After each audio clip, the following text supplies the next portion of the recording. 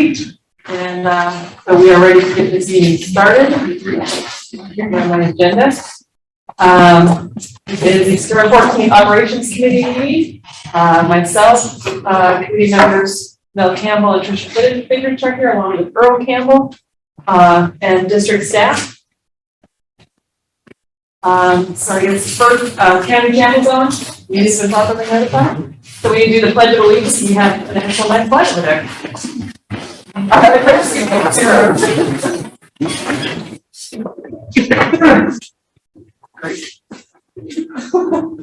pledge allegiance to the flag of the United States of America and to the republic for which it stands, one nation, under God, indivisible, with liberty and justice for all.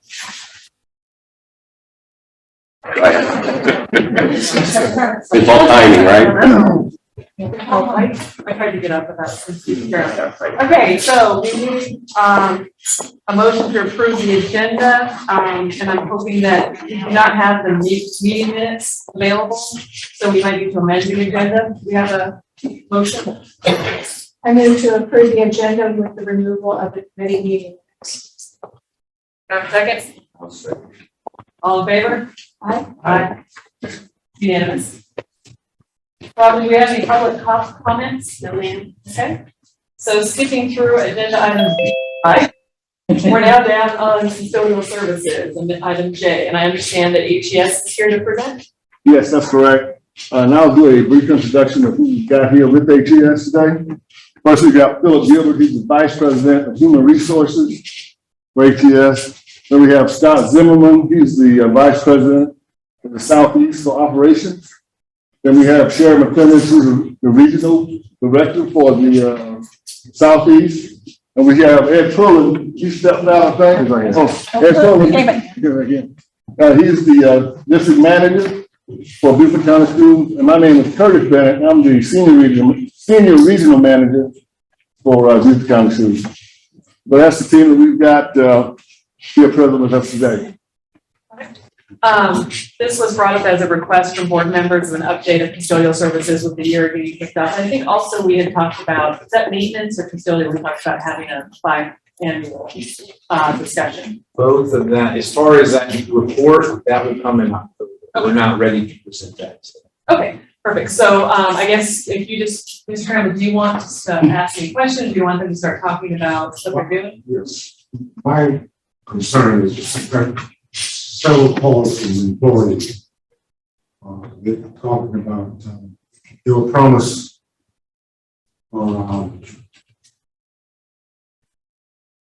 payments for cleaning up during the COVID. And some of them never got any response. Just tell me about what y'all have done. The question is whether or not the employee were being paid during COVID. No, sir, we did not. If they were out, they did not receive payment while they were out. So they didn't get no extra COVID money. No, sir. No, sir. Now the COVID money that the district did award us was both for supplies and materials costs that went up because of COVID, and then we had another one for, what was it? Then we had additional custodians at several of the elementary schools, just for the touch cleaning and those sorts of things. What about retirement package? We do have a 401k, so they can participate in, yes, sir. We do. We just revamped it here, and just matter of fact, open enrollment's rolling right now. I was told that they were told that it was supposed to start in July. We had so we changed vendors. We went from Principal Group to JP Morgan now, who manages the funds, and also an Empower platform, which makes it easier for our employees. And we had a problem getting Principal, so our blackout period lasted a little bit longer. So we finally got the blackout where they transferred all funds from Principal to JP Morgan, those people who were in it before, to where they could do it. But yes, it's up and running as of September 1st. What's the starting salary for these employees? It varies anywhere between $11 and $15. Now, I say that depending on where they're at, let's say in the Hilton Head and Bluffton market, the high wages are demanded there. So you're talking anywhere between 14 and 15. As a matter of fact, Hilton Head probably needs to be a little bit higher than that, but currently what we're paying is between 14 and 15, and in Bluffton, 13 and 14. Over here on the Beaufort side, it's generally between 11 and 12, 11 and 13. But there's a few employees that exceeds that, but for the most part, it's between 11 and 12 here in the Beaufort side. Why is it different? I mean, they have to pay the same price for grocery, gas, just like everybody else. Yeah, I mean, it's definitely a competitive, the market in the Beaufort, Bluffton and Hilton Head. It's definitely demand higher wages because of the competition there, who we're competing with. And so the wages are higher there. Whereas on this side, we're able to get people at a less rate because of the competition as well as far as the competitive wages. Still not, I don't think that's fair. That's just me. I think everybody should, if you're working for the company, the starting size should be the same.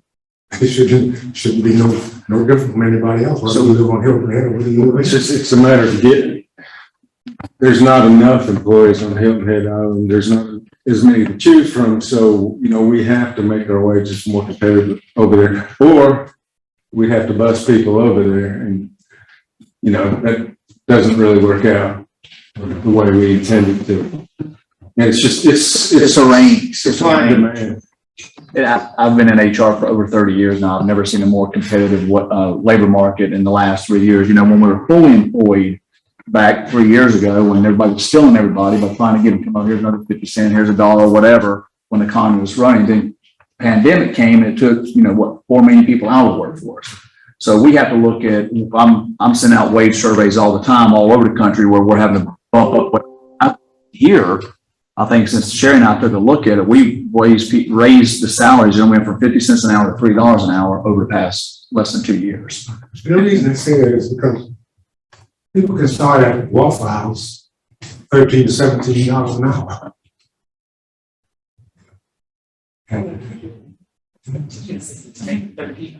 So that was going to be a question I was going to ask then. So how have your wages increased over the past couple of years? When we started in 2020, November 1st, our average was $11.60. It is $13.30 today. So that's 14.7% increase. And is that here in Beaufort County, or is that your national organization? No, just in Beaufort County. That's your average for the You've district. gone Yes. over 14% from pre-pandemic to post-pandemic. Yeah, nearly 15. And, we do have an obligation to you guys to hold our costs down because, the money's coming from you and the taxpayers and out of your funds. So, when we have to pay more, we have to come ask for money. And we don't like to do that because we understand money is tight in the school system. So, we do try to hold our costs down. Sometimes, we don't have a choice. Our supplies have probably gone up over 20% since the same time period. Now that includes toilet paper, hand towels, cleaning chemicals, everything. So, and we can't even negotiate that. They just tell us, hey, our prices are going up, good luck with it. So, we have to eat that to a certain extent till we can negotiate with Beaufort County. How fully staffed are you right now for Beaufort County? Like what percentage of your positions actually? We're probably roughly 94% staff based off our required staffing. Is it required staffing? Can you elaborate? They're like required and then sort of Based off of desired staffing? Based off of the number of folks that we initially put in when the RFP was submitted. Okay, That's so the what- contract. Yes, contract. And the Hilton Head area, Hilton Head in particular, Yeah, that's we were probably, we were short 13 people at one time, but now we're probably maybe short 5 or 6. But what happened was, it was just, we're thinking now we're getting some traffic in the Hilton Head market. And we think that's because of the summer breaks and that sort of thing, because of course we competed with the hotels and all that, restaurants during the vacation season. So I anticipate the Hilton Head numbers getting better over the next couple of weeks because of that. And that was one of my follow-ups, because Mr. Campbell wanted to talk to you guys. What I had heard was that at Hilton Head High, there was one night person for the entire high school, Yeah. which I can tell you is there's no way. No, what happens over there is, anytime that happens, we have to bring people from other schools over there. Now, it may have said, you probably heard that there's one person assigned to that school. And that means that there's only one person assigned because other folks left. But again, that's where we take the folks that we've got to make sure that we properly cover the school, make sure it gets funded. It's not at that point right now. No, it's not that now. Okay, so I have an SIC meeting tomorrow, and I'm sure custodial services will come up. So what I can tell them is that you were slow over the summer because of competition with tourism, but that you are on your way to being fully staffed. So you were 13 down for Hilton Head, how many down now, do you I think? think now we're probably down maybe 5 or 6. Okay, it's about 50%. Yeah, about 50% better, yeah. So, which is really significant over there when, when you're talking about where we're at and where we're at now. Just really, it makes a whole lot of difference. Yeah. As far as the strain on the existing workers, as well as the questions being, where are our people? Where are our people? So I definitely expect to see an uptick continuing over in that area, yes. Actually, I've heard good things about people you need help. Yeah, thank you. They would Yeah. like some help. Yeah, absolutely, The yeah. definite trend going into summer was kind of scary because we were having trouble just getting people to apply, and we can see that loosening up now. So Yeah. hopefully that trend continues and it doesn't go back next summer to the same way. But Right. summers are just, in heavy tourist area are tough. Shoot, my 15-year-old son's trying to make $4,000 working ice cream shops. I know. Ice cream. I know. I can't see him. Mr. Scherbinger, you have your hand up? Yes, I do. Thank you. I don't want to talk about your personnel costs. What I want to ask Robert is, have there been any lapses in service? Because that's really the bottom line on that. Are we having trouble with the service? Ooh, so I would answer by saying, yes, we have had some struggles, especially towards the end of summer. We are starting to see things improve. I'd look for Brandy. Would you want to add anything to that? So the answer is yes, we did, but they're improving. So maybe in October, when we have our report, we'll kind of get a better sense of if the upward trend is continuing, if you've gotten fully staffed, because that'll be in a month, right? And we'll have the school surveys at that time. When do the school surveys go out? They're out right now. Mr. Sherman, I can't see anyone's hand up. Did you have another question? No, that was, for me, that's the bottom line. Oh, Ms. Fitcher. Can I just ask about your 401 you match and how long does it take to get vested? So it's, you invest, over a 5-year period. You have to do 5 years? Yes, Okay. and it's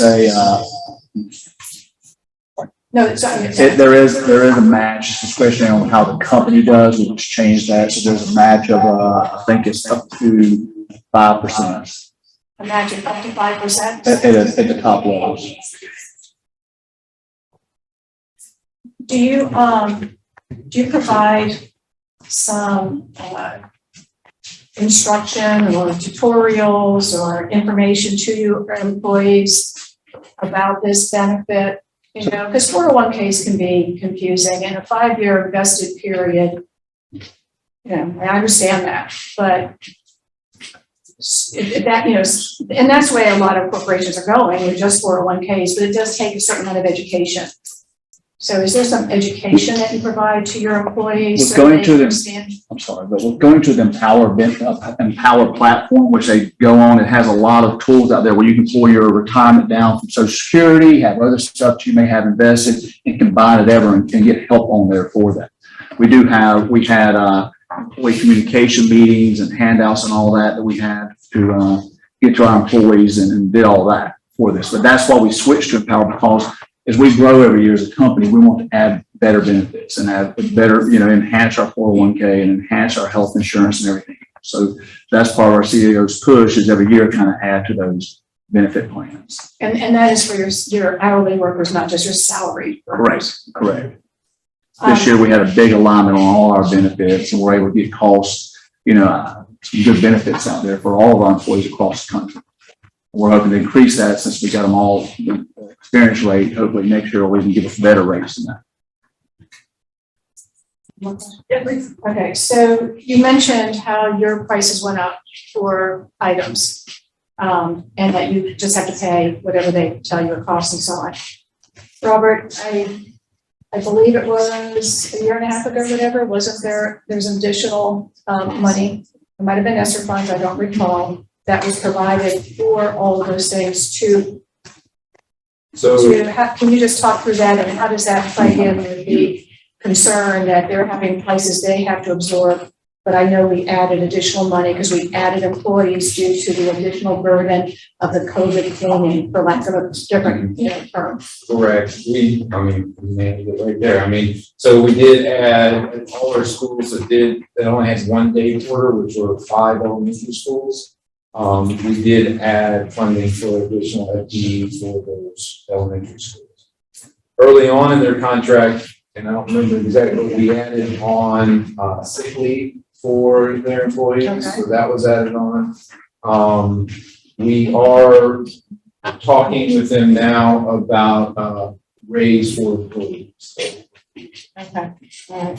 But I think at that time, we also added additional holidays. That's what sick leave and holidays, those were together. But what's the average amount of time that an hourly wage earner would stay with your company? That's it. Our wage employees, it really varies. What happens, what we find is, it's almost like you have a stable staff, then you have a vacancy. Not saying vacancy turns over a number of times. Generally when I guess, when I look at on the Beaufort side, for instance, I'm use that as an example. Like Whale Branch Middle School, for instance, we hadn't, for the last 2 years, we hadn't had any issue as far as employees. It was a very stable workforce. Because of the folks retired, because of folks have various injuries or whatever, they disappear. So we ended up having 2 positions available. Well, those 2 positions, we probably filled them 3 times. Okay, so it's very difficult to gauge that, other than to look at our numbers from month to month as far as what our percentage as far as staffing. And overall, our staffing is probably at 94% right now. And it's improving because over the last 2 weeks, we've definitely seen more traffic coming as far as people applying for jobs. We can actually get you that exact figure of all the FTEs we have, how many have been here over a year. Interesting. Yeah, we get To you. know if any of them even invested in your 401k program. Or 1K is irrelevant if you don't have sustainable employment. That's the key in terms of what you're keeping at, your average wages. If they're not there 5 years, then that average wage is gonna go down too. So, but in order to keep up So, climate of clean schools, we want to keep the employees where they become adhered to the idea of that being their school and their job. You say about 60–70% of the staff has been here, like very, very, very. Yeah. So So most of them have been here. A majority of the staff, 60–70% have been here. Companies ago. There are people who've been, in my 10 years, I said, there's definitely people that have been there through the different companies over the 10 years. so I'm trying to see we have a 15–20% like training reporting staff. Maybe. what I like to do is treat this like a pre-meeting for next October. You guys heard some of the concerns, and obviously we haven't, we want to make sure that the schools are staffed and that the employees are treated fairly. So what I'd like to do now, because we have a lot more to get through, is to say, this is kind of what we're looking for come October. Okay. And we'll have a follow-up meeting in October. But if it's okay, if there's no other hands up. I just have one more question. How often do you meet with your employees? Our manager, we have 5 managers here, a district manager and 4 area managers. Those managers are in and out of the schools consistently as far as talking to their employees and seeing if there's any issues or what they need and those sorts of things. So our managers in those schools, I mean, probably in most cases, at least 3 times a week. So there's no reason for there not to be communication. Is that what we are, you know? So Yeah, manager will typically hit 4 to 5 schools in a day. And multiple times, morning, evening, and then the next day, you're hitting next. Because they all have about 7 to 8 schools apiece. Okay. So they're hitting at least half their schools and spending quality time in those. so there's not a reason for there not to be communication between management and employees. Okay. Thank you. Thank you. We got a lot to get through in the next hour. So, I guess we'll hear from you again in October. Okay. Thank you so much for coming and you want a question? Go ahead. Go ahead. Well, what specifically would you like us to bring in October beyond our normal? So the normal report is the school survey, the school climate, and we were doing the cards we left in that employees could fill out as well. Right. So we would expect to see those in terms of employee comment. And then I think whoever, I know someone down there, sorry, this is kind of awkward format, is the head of HR. So just a sense of how your employees are doing, your turnover, your retention, your benefits, are you competitive, how fully staffed are you? So we have a picture of how healthy that contract is. Is that enough specifics? I want to be very careful that I ask my questions. Okay. So if it's okay with everybody, I think we need to move on. And thank you again, Thank you HES. so much. ATS, that's right. ATS Facilities Management. Thank you very much for, Where's this meeting located in the? it's in the ROTC room at the end of the new wing, William. If you're kind of on the field looking back at the school right at the end. Thank you. Okay. So moving on to the construction update. Thank you so much. Good afternoon. Thank you.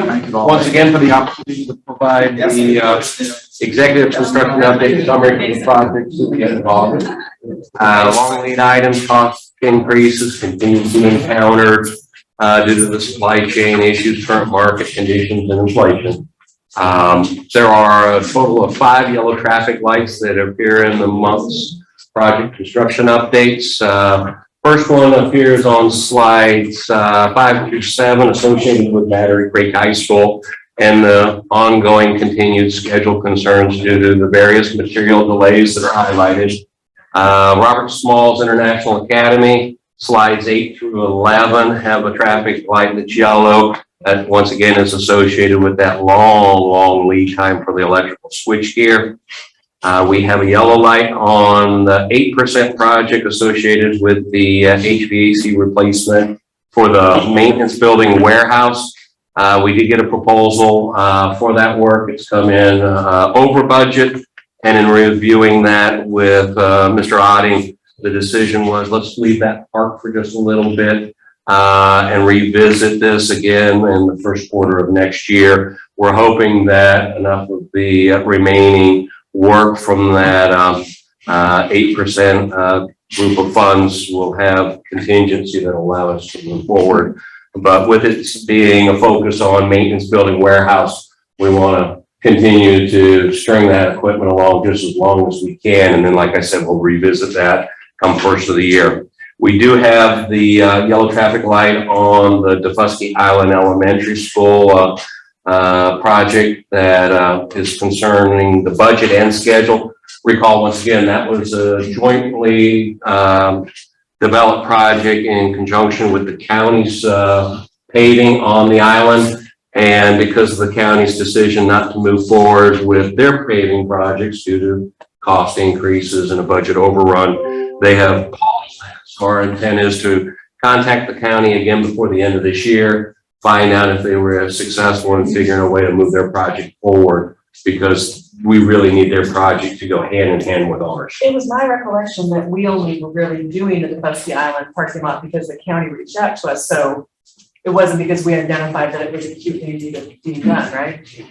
I would say yes to both. Well, I'd say it is acutely needed. We saw an opportunity and we heard they were paving and we knew that the condition was in such bad shape, we got it emergent. So it is still something that we do want to try to get done, even if the county is not doing it. But aren't our bonds something that was left over in the CRPC for the next referendum? Yes, it potentially could be a budget.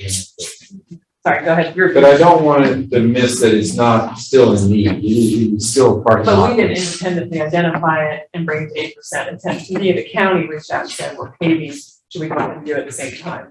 Would that be an accurate statement? They did reach out. Okay. Yeah, there's a great opportunity to take advantage of work that could go hand in hand and we both win. The other remaining yellow traffic light is associated with the remaining work at Mossy Oaks Elementary. We did get the TMP proposal and we continuing to evaluate that, but wanted to bring it to the attention of everybody that the number we received is over our budget estimate right now. And What's we're that good number? to- What's left at rooms? Playgrounds, so that was over budget? No, this would be remaining safety, security, technology, infrastructure, that last component piece. Were they not in the recent amendment? Did we not just do one of them? Like when you had 8 that came through? That was No. the next item that I'd like to brief on deals with the St. Helena Elementary School gym renovations. Good timing, Mr. Smith. Welcome to the meeting. Slide 56, Robin. Once again, with GMP proposals for those two options. Option A is the entry vestibule canopy, and option B is the entry canopy. We have been in contact with the construction manager again last week, and he has promised us that we will receive those GMP proposals this week. So once they come in, we'll evaluate them, and it is still our intent to bring those proposals forward to the board meeting on September 20th. 54. 55. 56, isn't it? No, 55. My bad, I apologize. 51 or 56. Talk a little bit about project closeouts and progress that's being made on that front. Right now, we're down. Also with the, see on the gym, on the side of it, there have been the letter has been stuck out on the side of the building. And I asked last time, was that's not the final do all wherewithal with that. How that's just an outline for that. Is that correct? Or That's the finished lettering, as I understand. You had asked if it had been put in place. We followed up and let you know, we provided a picture that has been installed. Are you aware of any additional? No, the only thing would be is if we were going to pressure wash the stone area or something of that nature, but outside of any other treatment to it, that is complete. I might need to go back out there and look at it because if so, that looks horrible. That looks absolutely disgusting. What looks, I'm not sure, the lettering? The lettering that they put on the side of the building. But it's it's something you have to go out there and look and see for yourself. And I went out there and I seen it and I was saying, I'm glad there's a lettering out there, but the background is just like if you went on to a area of a mold and you just practice some on top of mold.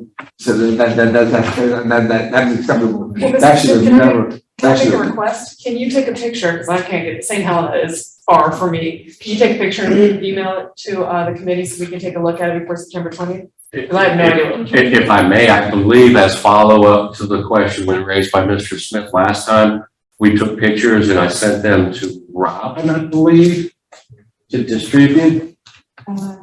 I don't think that's all. So is it just that it needs to be power washed? Because every building in this entire county, due to the weather, needs to be power washed. No, it's not, it's just. My house included. Right, well, no, I don't think it's more than, I think it's more than Well, power. I want to keep moving until we see if we can find a picture and then we'll take a look at it. But let's keep. Let me do this. I'll be responsible for the picture and I'll get it to Robin so that she can pass that. Well, actually, let me finish what I'm saying in response to that. Okay, go ahead.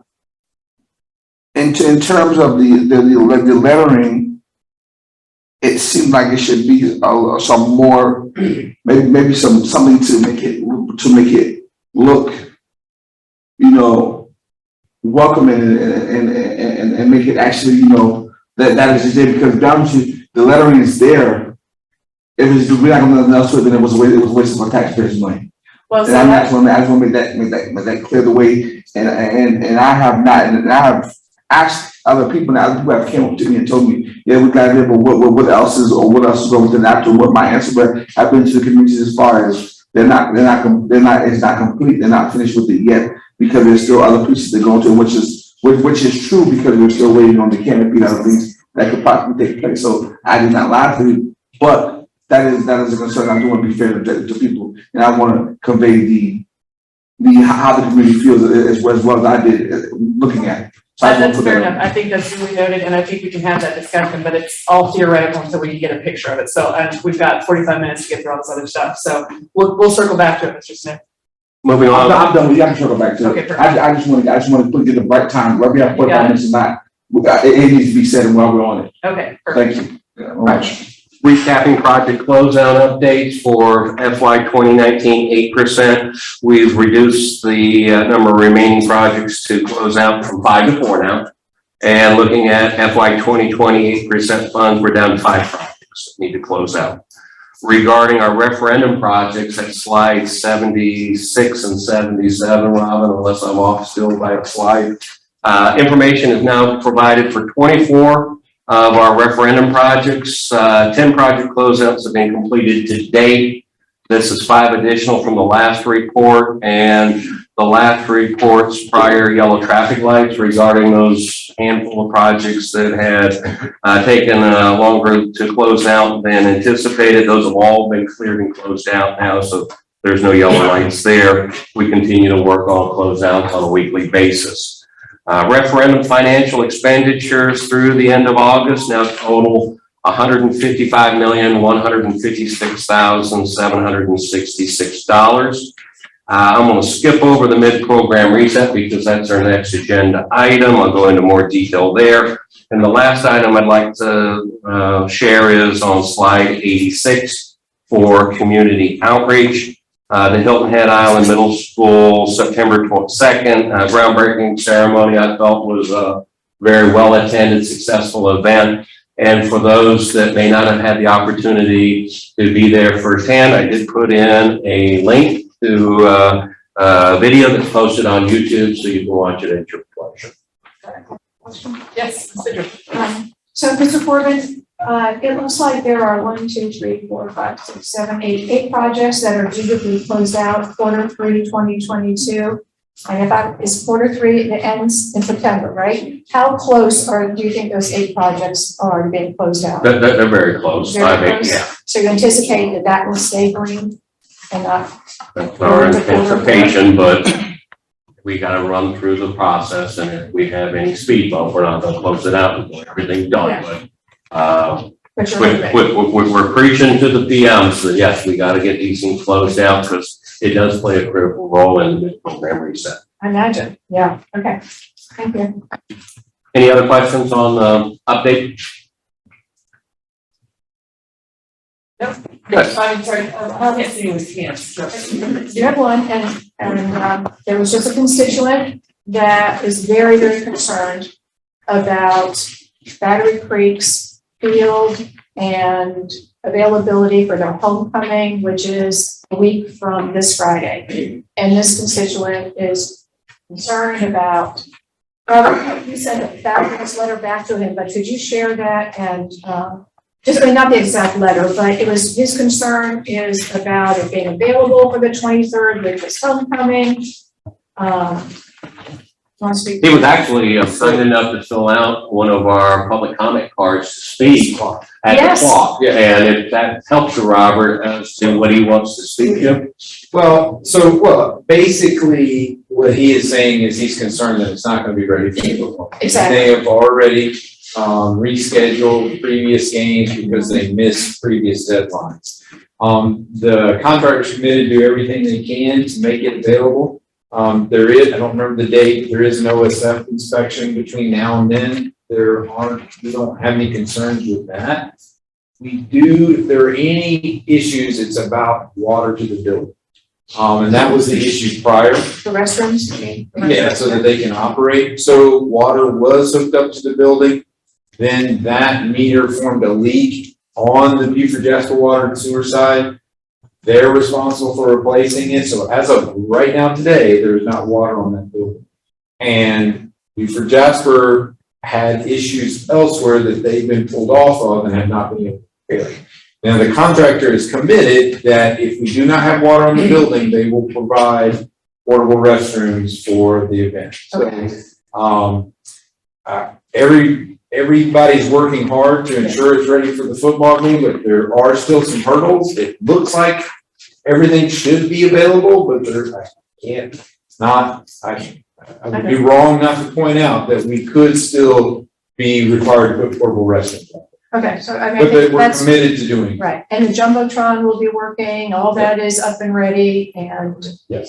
okay, And they're using the field right now. They've been using the field. So, okay. Great, yes, Well, I water wanna- in the building needs to, is a problem. has been the issue and is an issue today. We thought it was taken care of, but then a leak showed up and it happens to be a Beaufort Jasper water and sewer responsibility. So we're counting on them in order to make it. to the Okay. football game. Okay. But that just the water line, Yes. there's no excuse that they cannot send somebody. That's the difference. That doesn't make sense. I agree. They can get somebody. They just dragging their feet. I think we should. My understanding is they had a main water line break at another location that's pulled everybody off as they're repairing. So that's what we've been told. Not what we want to hear, Right.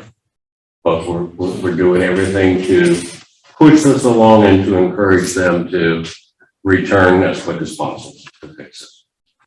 And OSF is committed to doing everything they can to get it approved as well. And the contractor has fully taken advantage of this 2-week period to make sure that the I's are dotted, the T's are crossed, and that they're in really good position for when OSF does come back and make an inspection. So we have to wait for Beaufort Jasper, then also for OSF before they could be opened up in time for the homecoming game. Okay, OSF can approve it contingent on having water. they can. I mean, they can expect most of they're not as concerned about water, although they want water. They're more concerned about fire safety. Life safety, yeah. Yes. So they would give us conditional CO if everything met their standard, Okay. saying that, you have a CO once you know. Okay. It can all work out. Yeah, it's just that, There are some pieces that have to occur for it to all work. But then again, also, even with that working out, I find it problematic because who's gonna pay? Is Beaufort Jasper gonna pay for that, for those portable bathrooms? Because now, once again, you have money coming out of, that we're having to take that hit for that. Now, I don't see where we should take the hit if there was something that Beaufort Jasper need to come out and fix, because now you're costing our taxpayers. And to me, that's problematic. That is a true statement. Well, on the other hand, how much will it cost us to fix it? Oh, you can't touch Beaufort's line. That's upstream, that's theirs. If we touch it, we'll really be in trouble. okay, but there is that plan B, but we're hoping that plan A will continue. Okay. All right. All right, being respectful of time, I'm gonna move forward to the next agenda item. This is the money. Let's talk about the mid-program reset, version 2.0. Give a little bit of background, talk a little bit more about the handout, giving also an update of where we stand as of the end of the month of August, and pause along the way to see if there's questions that come about. But significant time went into the mid-program reset to arrive at the final analysis. Efforts included analysis of the scope that's under contract and potential for return savings, analysis of the remaining referendums project scopes. We approach those by applying all of our prior lessons learned, as well as recent cost information that the district has been receiving. We've prepared cost to complete estimates for all the remaining scopes. And then we analyze the remaining available budgets against that cost to complete figure to determine forecasting funding adjustments, both increases and savings. Information was provided to the board back in June on the 21st. reflecting information such as the current inflation levels are at the highest they've been in 40 years. Diesel fuel in South Carolina was at that time the highest ever recorded since AAA began tracking that and collecting data on fuel prices. The 2019 referendum was also developed originally using a 5% annual escalation factor. And over the period of the referendum, collectively, that worked out to be roughly 20% escalation for the duration. When we went through our updated information and our forecasted, what we learned was that because of what's happening in the current market conditions, with all of this escalation that we're experiencing, that what we're seeing is that the forecasted escalation is going to be more in the 30% higher than that 20% that was originally budgeted. Additional discussions also took place on July 12th with the board, and it was at that board meeting that the board provided approval to use up to $31.1 million of bond premiums to complete the remaining referendum project scope. So I'll pause real briefly. If there was any questions about that information, I'd be glad to take it. Just so I understand, so, you figure it'd be about 20%, and it's turning out to be about 30%. 30% higher. Higher than that. So is a total of 50%? Can you add those two numbers together? Is that? I mean, I I'm wouldn't just trying. add them together. It was more for the analysis piece of what remained. The remaining was budgeted at that 20. As you were briefed earlier, when we launched the program originally, it launched under very favorable conditions. And that's why we saw great bid results and return savings at our project additions at May River Ridge Academy. But I would apply it more for the remaining piece. So I met with a group of people in Port Royal this morning, and I was explaining to them that we had the referendum was $345 million approximately. And we approved a $30 million bond premium to be added to that. And it's a roughly, I just used 10%. No one argued with me. I know it's not quite, but a 10%. And they all understood completely with inflation. So I can understand 20 to 30%. I mean, that's a 10%, but I got confused there when you said on top of the 30, so it's 50. That's right. I don't want to belabor that, but we know the prices have gone up. Absolutely. And it's significant, right? That's enough. Yeah. So let's now dive into discussing the attachment handout. Robin got it pulled up. It's attachment 7 that was in your package. This document was prepared by Lou Ackerman. He's the district coordinator of capital projects, and he used the information from our mid-program reset version 2.0 to populate figures that are on this document. I will point out information in column G that's highlighted there at the top of the first page in yellow. Those figures in column G, we've got 2 types of figures hitting it. Forecasted savings are shown as a negative figure in red font with parentheses. The example on that first page comes from our design services budgeted line item. The design fees of the district was capable of negotiating with those firms, was very favorable. And because of that, we are showing a forecasted savings figure of $285,006 there. Can I stop you for 1 second? I don't know, do you want me, would you prefer to go through the whole thing and then ask questions? I got a policy coming up in just a second. Yeah, okay, good. Well, how come some design services are in this bucket and some design services are dropped into the budget of each individual? Like a project level one? Yeah. Like Beaufort Elementary School, for some reason, is on the district one, I guess, but Hilton Head Island Middle School is attributed to Hilton Head Island Middle School budget. I'm just wondering. I'll turn that picture to Robert. Well, no, I mean, that's more of an accounting measure. We pulled those out. Beaufort Elementary School was a large project, so it was part of that larger budget. I think what you're gonna find is like Beaufort Elementary, a Robert Smalls, Battery Creek High School. Battery Creek High School. So those are similar projects where you're gonna see it rolled up at the project level, but the remainder of them you're gonna most likely see. So why wouldn't Hilton out of middle school be rolled up in that? It could have been, it's like half a dozen, one sips the other, right? Is how I view it. Yeah. But it was a decision that was in place when I arrived and Well, and it's kind of where Louis puts it. It is still charged to the school. So, I mean, if you, other than you're seeing it at this district level, but it is given a school account code. And so if we added up how much was spent for the school, even though you're seeing it here, you could add it up and say, Hilton Head Middle School, the total amount spent, that's.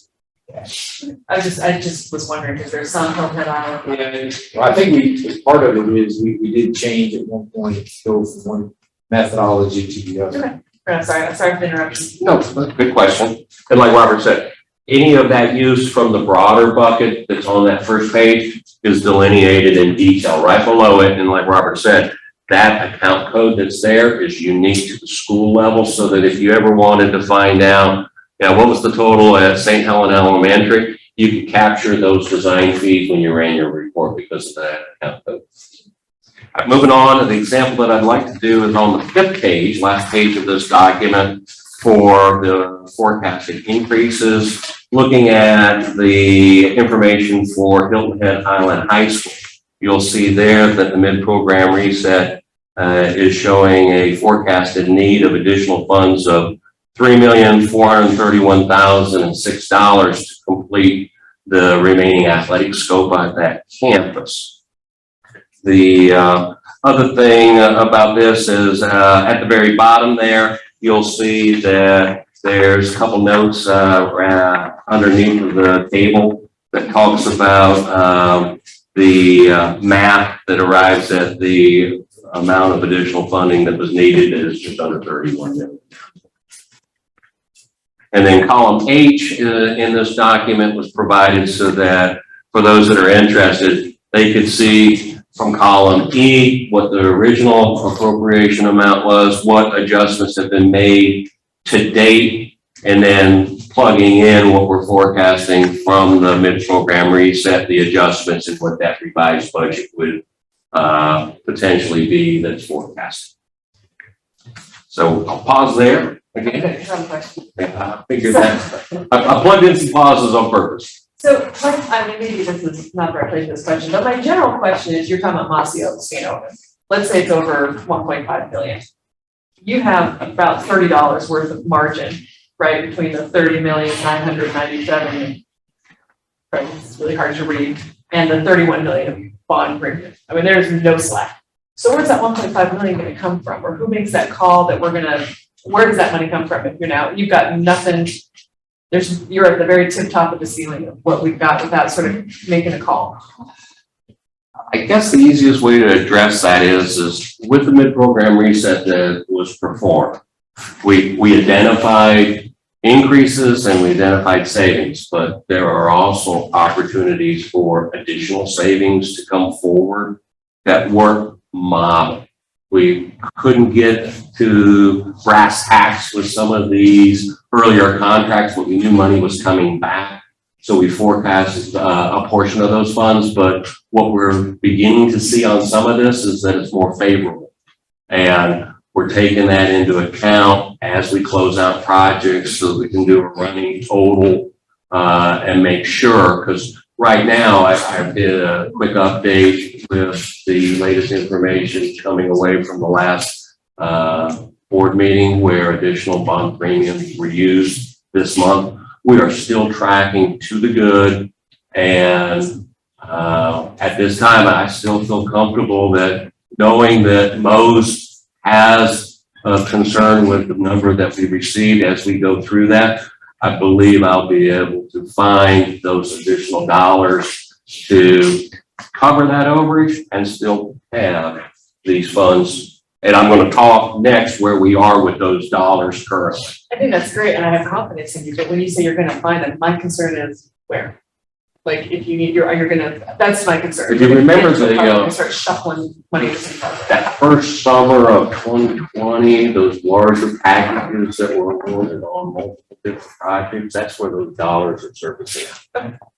Well, and there's a couple of things. And we've already begun to see some of those change orders, because before we can close out a project, we have to do that final change order to reconcile the unused construction contingency allowances.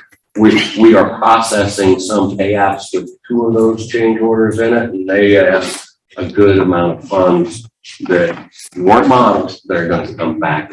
So we anticipate a soft landing still. All right. Well, or Ms. Vidrich or Mr. Campbell, do you have questions this time? You know, I don't, my one question was, the thing you said here really was, this is all in place. Yes, and so I just, it's good to feel you feel confident. Could you, Rob, you presented this to just the finance committee, right? Did you present it to the whole call? It will be this whole report and the same presentation. They'll be receiving it this evening, but you are correct. This version of the attachment was previously furnished to the finance committee of the call. So could you just share briefly, like some of the questions they might have had? Because I do learn a lot from a CPA looking at this and so on. Is there anything that they, because I don't know they'll go into that depth tonight. Do you anticipate they might? Because I'll stay for that. They could. They could, okay. But anything glaring that, you know, they asked about this other than, are we gonna make it? No, they share those concerns, and they have gotten in a modality that over the last 4 or 5 meetings, I get asked that question. Where are you right now? Can you tell me tonight that you believe that we can still finish the remaining scope within the funds that have been identified? And when they ask that question tonight, I'm going to tell them that that's where I'm at still. Okay. It was mostly Ray worked over, I think Rich was coming in and out. And basically they knew that our plan before wouldn't make it. We wanted to see that we had a plan that could actually fund the project. So with that, I think, and you can ask Ray that directly. Ray was pretty satisfied. He's like, okay, I see you've got a plan in place that can finish the referendum. Yeah, without cutting back on any of the scope. Correct. I guess, we're on 2.0. What was it this time last year we did the first bid program? Pretty much. Yeah, a little, maybe a month earlier is when we did the first one. Yeah, I don't know if they're aware, but I represent Hilton Head. And, the things I think, when we say these security projects killing us, I mean, I do think, there has to be some sort of a lessons learned on this technology, because I would love to hear at some point, the referendum's over, like, why technology? I know that there's some cost expenses on wiring, because I had to put some wires in. I get it for sure. But man, that's where we got just creamed on planning. And a lot of that stems from the district was probably 2 steps further ahead than anyone else that has deployed a similar type of technology infrastructure improvement package. A lot of lessons have been learned. We just recently concluded our year 3 lessons learned, and I think Mr. Wagner sent you a draft copy, but the inside of that, there's definitely lessons learned that come to the technology infrastructure.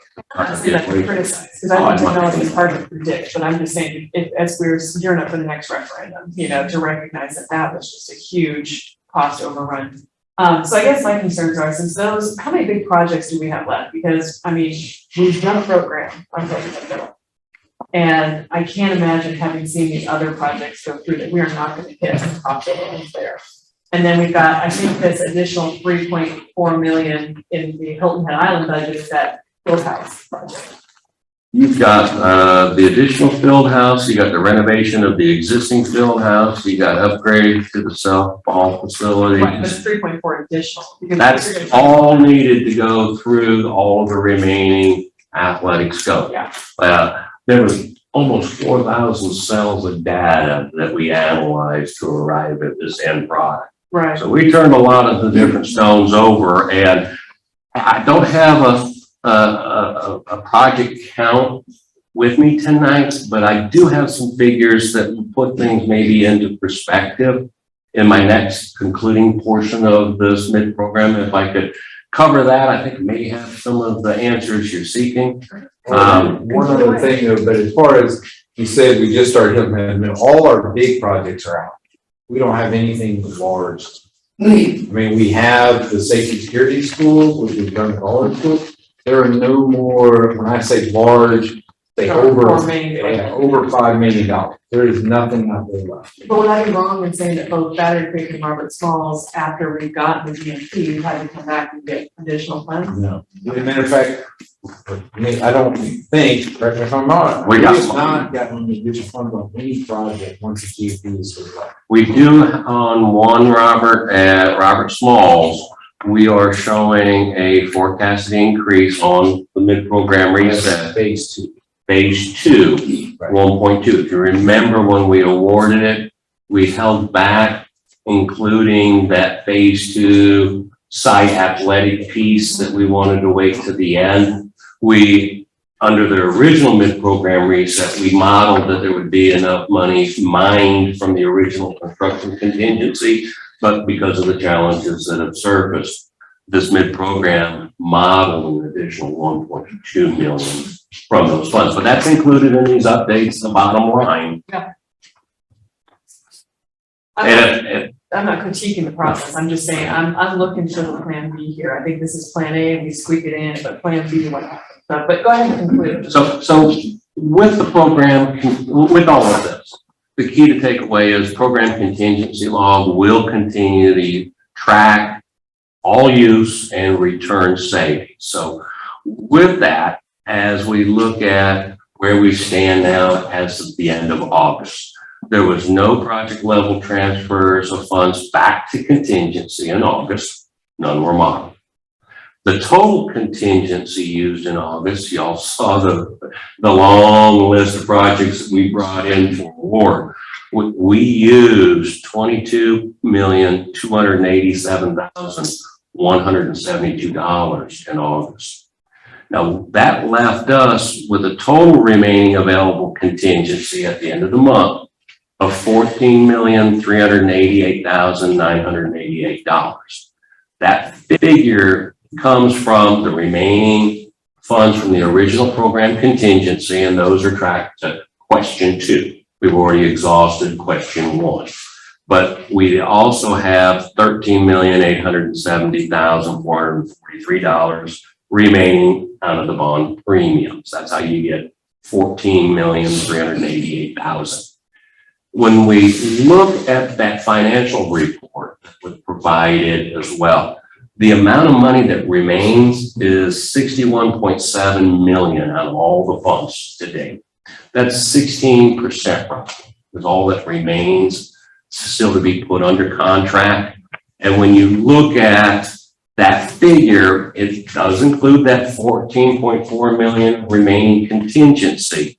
And when you look at how does that funding and contingency compare on a percentage basis, it works out that the available contingency still shows the ability to remain those forecasted project level increases to average roughly 30%. That's that figure I shared earlier. So I think all in all, we are still on track for a soft landing, as I call it.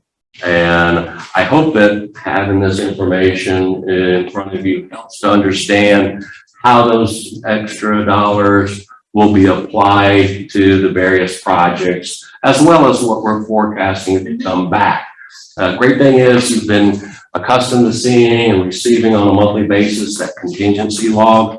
That log, I separated it. You'll see it that we have a top section, that's the original, and then I put a color bar across it so that you could then see, okay, this is where we start our tracking of the 31.1 million and what has it been used on to date. This concludes your presentation? It does. Excellent. Okay, anyone here have any questions? Okay, but I'm gonna keep going, you guys want to come up with some. One of my other questions was May River High. And I kind of wondered about this 7.5 million number. Under athletics, that was originally appropriated for athletics at May River High. That is now down to 3.7, which I'm assuming at least 50% of that's the, did they got a field, right? They got a turf upgrade. Okay, they haven't yet? Okay, but that's budgeted. That is coming. I thought they were in this summer.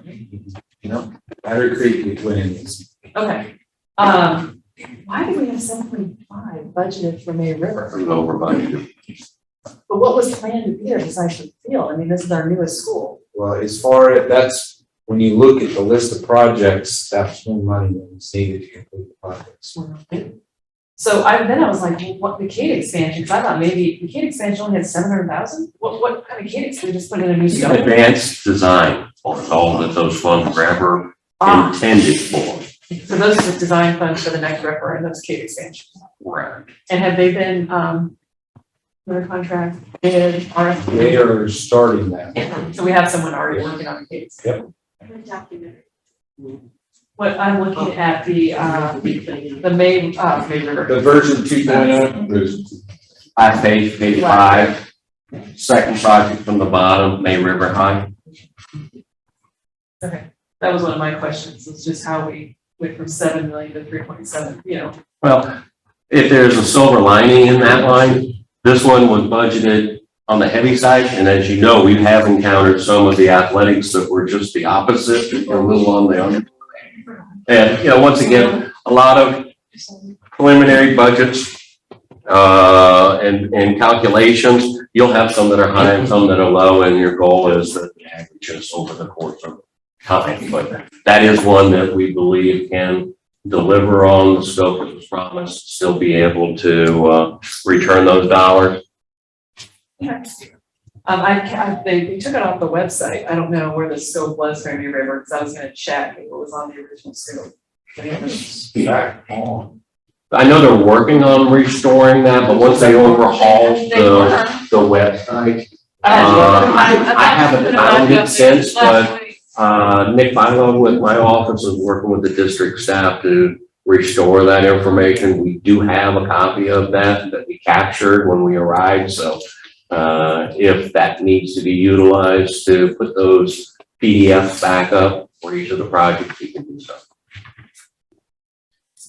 I went to, where would it be? I went to departments, operations, I get 5-year Go to the plans. clock that's in the middle. You gotta pull down, yeah, that's where the Find all the reference information. right. But I looked this morning in that for some various points that I was seeking to make sure had been updated. I did not see that in there yet, but it was on our to-do list. I do have that document, and those documents that you're speaking of, that's one of my sources that I used in that 4,000 cell analysis. I went to that, sat down with the PM, and said, look, here at May River, it talks about this, and that. What have you done? What still remains? And then we, on a line-by-line basis, assign values and estimates for the various components. Okay, and then my final concluding question is, if we do get hit with some other unexpected, I mean, we haven't bid out like the new field house, and, you know, we get some 2 million.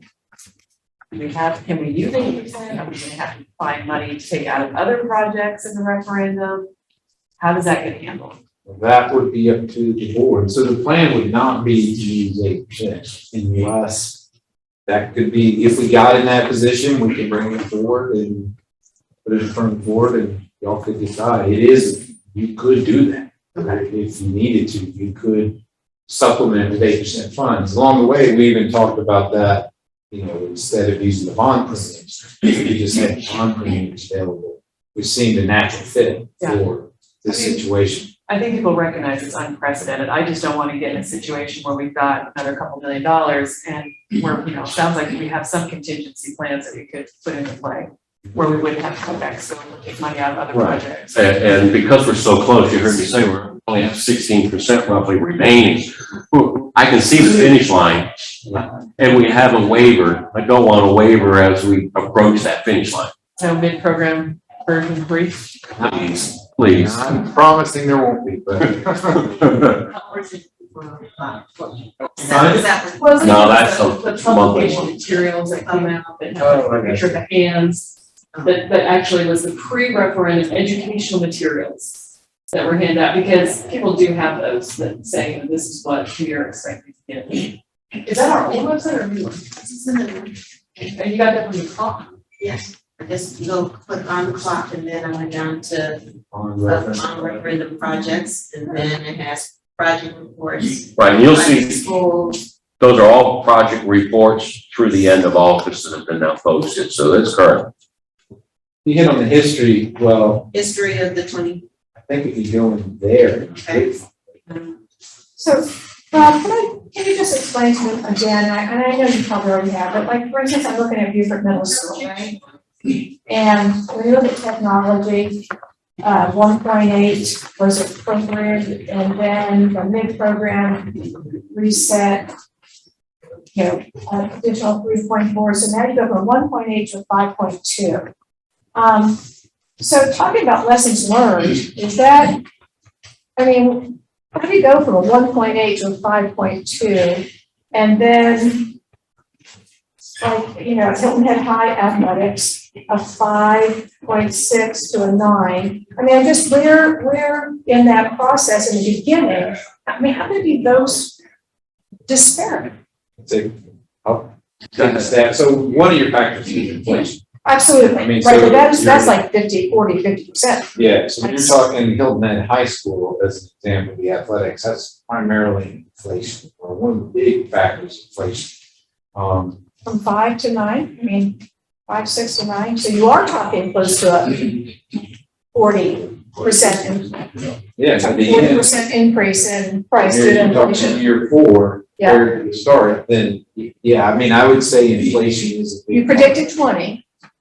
Right, That's you what got was in there modeled originally. before COVID, Right. and now something, and I don't have, but 5, 6 to 9, I mean, you're probably talking somewhere in the 40 range.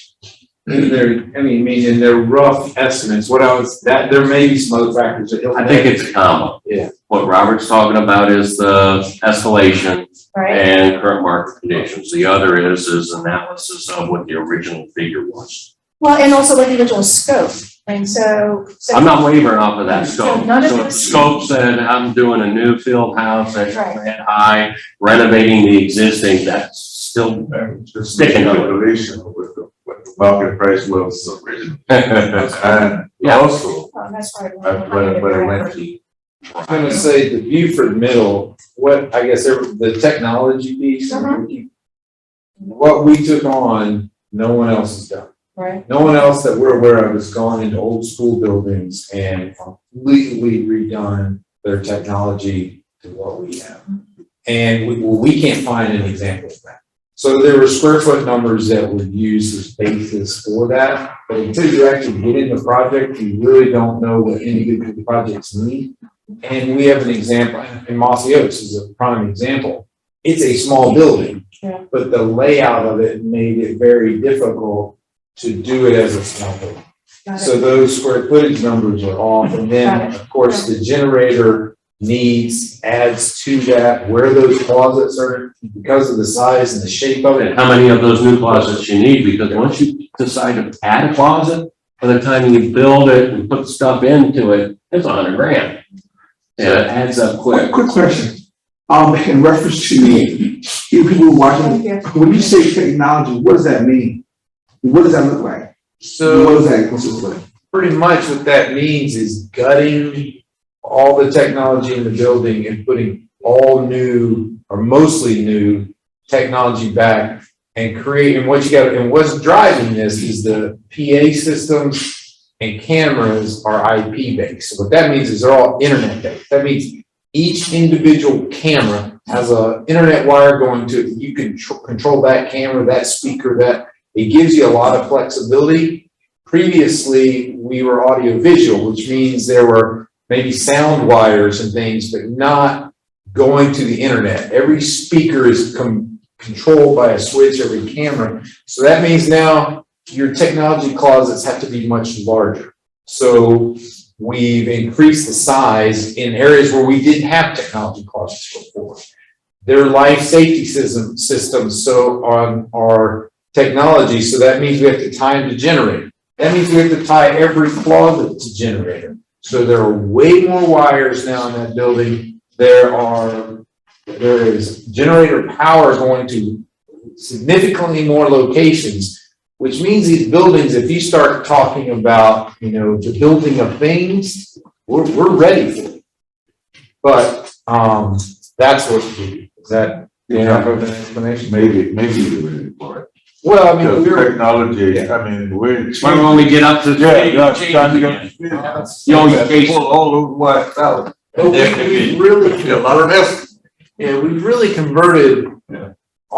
most all of our buildings to a modern Yes. technology package now. I like to think Which is a significant lift. Most of them. Yeah, I refer to it as the backbone. We've overhauled the backbone of those systems and brought them to current state of the art. Speed, right. And those backbones that we're putting in should serve the district quite well for many years into the future. Well, the reason why I asked that question is because, that brings it brings more of an understanding when people are watching, when people are understanding, when people are asking. Technology, we keep saying, and those are key terms that are continuously being used. But what does that consist of it, and how important is having that technology is the question that I'm sure that is going through people's head. And even me to some degree, we're talking about more technology, and we need to go from this point to 1 or 2 to, like what are the needs there, and what does that consist of? So I think it was very important. I think for explaining that, because that's information that is very important that people can break it down and understand it. Even watching the people who didn't understand it leading out of there can go back and relate that to someone who didn't understand it and understand the importance of having what we're having done. So, thank you for that. And also, Mr. Smith, take this opportunity to remind everybody, we're gonna have the technology assessment keeps getting pushed back, but it's supposedly gonna be done next week, where they'll give us kind of a sense of where we are. So, we're gonna have a meeting on that in a week or 2. No other hands are up? This is weird. No other questions? Ooh, this is a show of confidence in the leadership of the referendum. The show that fall me is there. You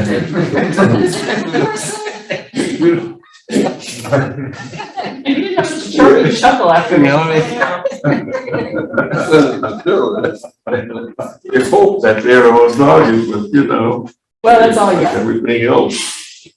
And I'm glad that we did have a chance to review that, because we are gonna be, having another batch of multi-million-dollar amendments coming through. So at least we have a sense. And if I can recap, it sounds like there will be, if we shoot over that 30.9 million, that you'll come to the board as far as before any other action is taken, right?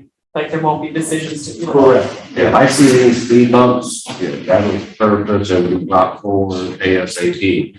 Because you can't manage a secret, you need to know about what's happening, and the sooner I can lay that out in front of everybody, then everyone's informed and collectively decisions can be made.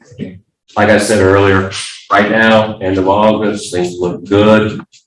And Commodity prices are coming down, labor prices, not so much, but. we're starting to see some improvement, but they can't. Well, they'll never go back. But by the way, I just, actually, I do have pictures of the lettering, actually, I do have pictures of it. I just want, before I speak, I want to make sure that I was accurate and correct. I do have those pictures. I think I just emailed to Mrs. Cushionberry.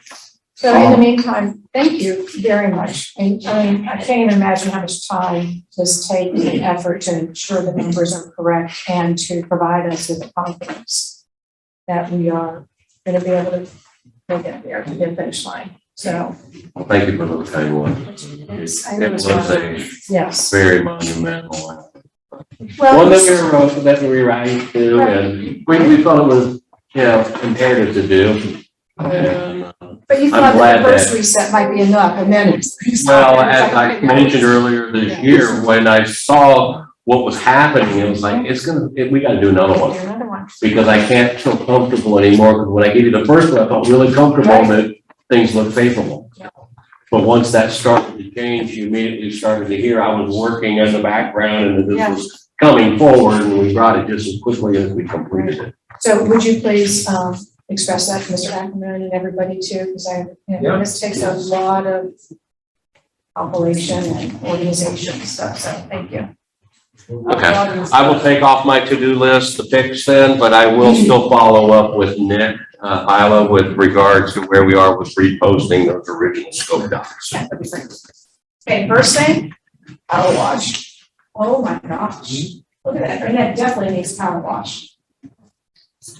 But what's not attractive? And the next thing is that, where those, like right there, that's the, right, that's right, where that, where the sound that's behind that, those were like old windows, so when you drive by, it already had an old jail look, or a slave place look, so therefore, that area needs to have something, some type of welcoming, because that old jail look is almost still there. That is what is perceived behind that Central Elementary School look. Behind all that. You mean that blank space Yeah, that's prior to the S in Saint? Right.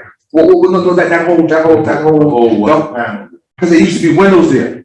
So I said to put the windows back there, I guess they put blocks there. And if you go back in the old days, or if you go back and you look, that's how, when you go around different places, that's how jailhouses look. And we sure don't want to give our babies the impression that their gym looks like a jail. So therefore, something else has to take place there. And in terms of the welcoming and the look to it. Could you remove the letters and paint it? Is it boring? Take it, paint it, remove all the letters and then paint it, then put the letters back. I thought white looked nice, but maybe that's just. So I'm gonna do it white, but I mean, Is it brick, Mr.? yeah, I believe it is It's brick. just brick. Right, I believe it's just brick. But I mean, it's gonna be very hard to find that color brick right now. what is not about the color, it's just that you basically just took something that people been complaining about for years and put letters across and say, okay, you're good now. So wait, so that brick is not new. No, that brick is not new. That brick is not. That brick is not, that brick is old. Lettering, The lettering is old. I mean, the lettering is new. and that's sharp looking, don't you agree? The black, it looks very much like elementary, it's how you are taught to make your letters. Right. So that looks very elementary to me. Right? The problem is not, it's not. So I'm asking then, so the brick part, I mean, it's filthy, Right, and I'm almost embarrassed that we took that lettering and put it on that, you know, I mean, thank God that was okay, but you know, we went on with it, you know, hey, the lettering is there, but it's the fact that prior to the people were saying that when you put up to that, it looks like a person. So once again, when you put up to this, now you have the St. Helens Elementary School prison. Look, I see the concept, I see conceptually what you're saying, I mean, flowers around that break, or a bunch of other stuff, before those letters to put in. landscaping. Yeah. Right. Yeah, but yeah, I'm talking in terms of not flowers, I mean, Yeah. pictures of flowers or some kind of decorative design. How about the school mascot? Letters, yes. Don't we have that's a right. mural painter? With the letters and inside.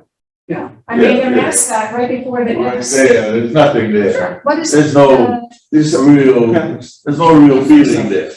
Oh, There's so, no real feeling there. That's yeah, it's kinda- plain, it's plain, Yeah, but first of all, don't you agree, it just needs to be cleaned. Well, And that's then, a start, but it that's- needs to show some, sure, I mean, it's an elementary school. Yeah. I think that's the artist on the high school looks. A high school looking like that would be very fierce high school. You'd be kind of. High school gym. Yeah, it is.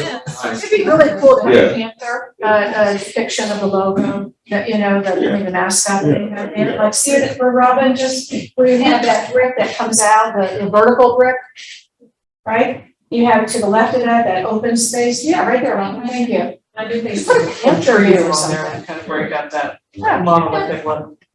So Robert, if you would go back with your interior design and work up a proposal, maybe we could get like that one of those shows. And it's a community involvement, like Dogtown Island, the Master Gardener, Master Gardeners or somebody. Yeah, but that works out around there. So working with the principal. You know, you got downtown Island right there, you've got Master Gardeners, maybe the principal could work with them and get some type of. That's what they do at Hilton Head Island, because they have a parent group. Oh, yeah, no, they have a strong group there. So on the sign itself, one of the things that we want to do is close out the contractor that's there, because we have a switch of contractors here. And the coming contractor is going to do whatever the board decides with the entrance way. So the only thing I would say is that I want to close out this contractor, and once we go forward with the next contractor with the entrance, we can talk about or look with them about doing some things, whether it's painting it, pressure washing it, adding some metal sign, something on it. So we can look into that. But I want to look into that with them, so I can close out the contractors. And look into that with the principal. I mean. Yes, okay, most definitely, yeah. That diminishes the quality of that. But yeah, Put those letters up there. I mean, look at the board, the border of those white look at that border. Yeah, the community felt kind of disrespectful. I mean, I just kind of, I downplayed it. I mean, yeah, but it's just a notion that that's how they've been being done, and you know, and for it to continue and done and happen that way. so I don't think we need a motion for this, but I think it's recorded in this operations committee meeting that the board, once you close out this contract and we get the next contract going, that we're going to juge the damage. Yes, ma'am. At least clean it. Yeah, At a that's start, very- at a start. And then I think it'd be great to find some community organizations like Hilton Head Island Elementary School that is plant some, flowers. That's in your district. I mean, yeah, I mean, but it's beyond that right now. I'm not, I mean, we're talking about that side and how that looks. I'm not, the parent stuff, I'm not even worried about that. I'm talking about how that looks, what that represents. Jail. That's it. Thank you. I have to make, I want to make, it's on record to say, I don't see that, but I think there's a lot of improvement can be done around those groups. And that's understandable, but you're not talking about from my community where I'm from. And I went to that school and I know as a person, what it feels like when I put there, prior to even pushing to get this work done on this gym and getting us to be in a place where we are it's just sometimes, it's like my grandma would say, sometimes it's not about what you say, it's about how you say what you say. And then that's not a good notion to the community as a whole from what I've received. So to that degree, I'll leave that there. Okay. Thank you. All right. We have future topics. We need future topics. So next October, we already know, are we gonna get the HES and the maintenance? What's maintenance, ABM? Yes. So that would be our semi-annual maintenance and custodial report. I do know that, Beaufort Jasper Water and Sewer is planning on coming about easement and tanking. And I know Mr. Smith had asked about, blanket easements. I was gonna have them come and present about blanket easements as well, if you would like, because almost all our blanket easements are with them. Yeah, and they can lose some cat if there's a water pipe fix. No. And they've agreed, they've agreed to come and discuss how blanket easements are run and what the purpose is, how to manage them and all that stuff. Can they do that in 15 minutes or less? Yes. So then we'll have that, and then we'll have another construction update, like the monthly thing. Something came in. Wendy will have, I believe that there's some ARs or things that, Wendy's will have to present. She's out of town and she had a couple of things. We said we just move it to the next operations, now unless you're gonna call us a separate meeting for What those. are we talking about? We're just gonna have a placeholder for Wendy on Yes, our agenda. And if you have stuff, that's why I'm reminding you, the placeholder that we'll put on this. and we're gonna have roughly 20 meeting minutes. A page,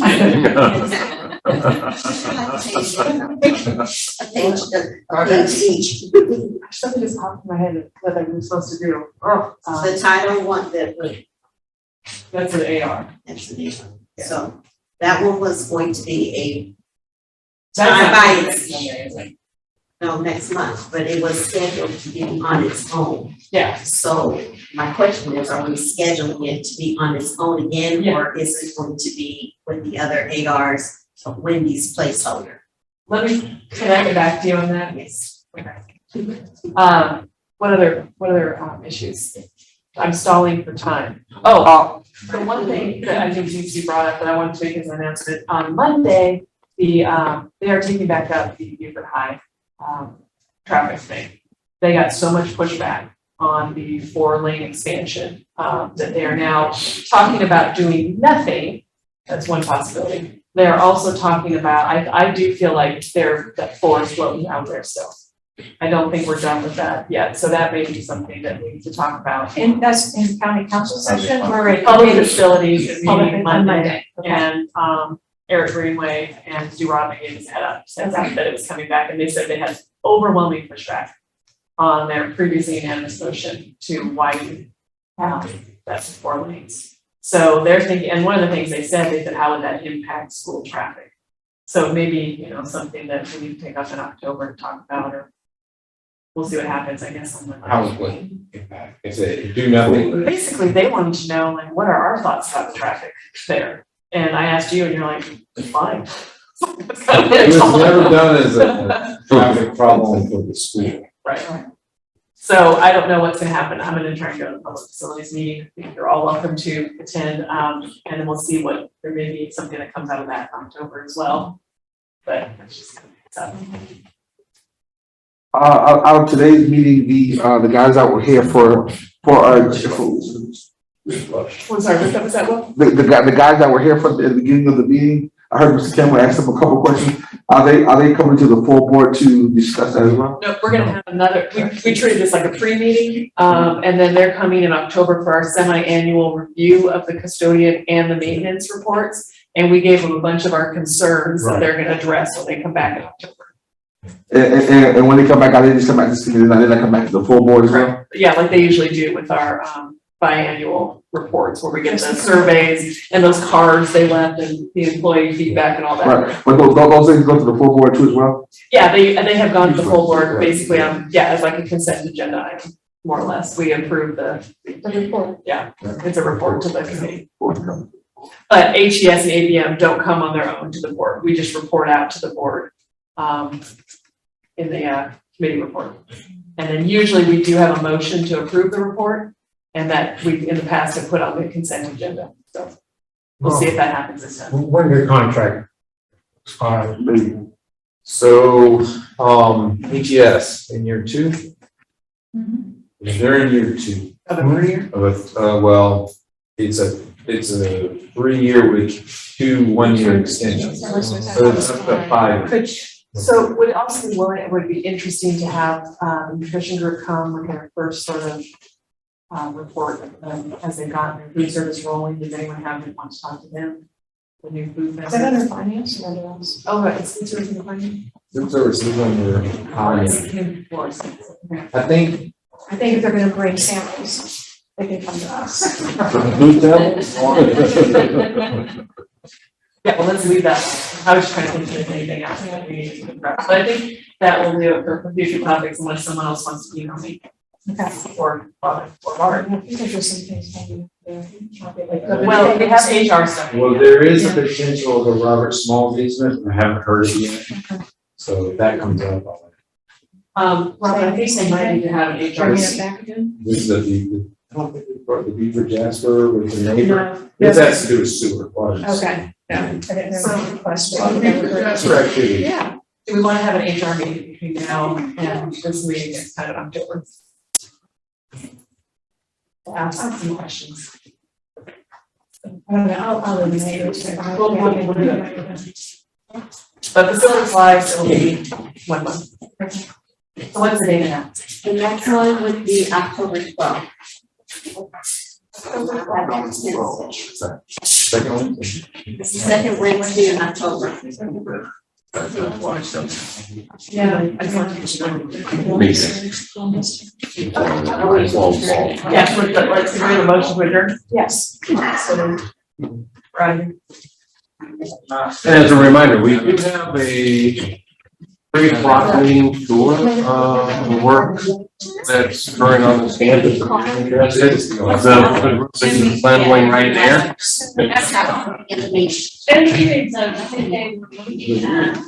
That's a whole other. So the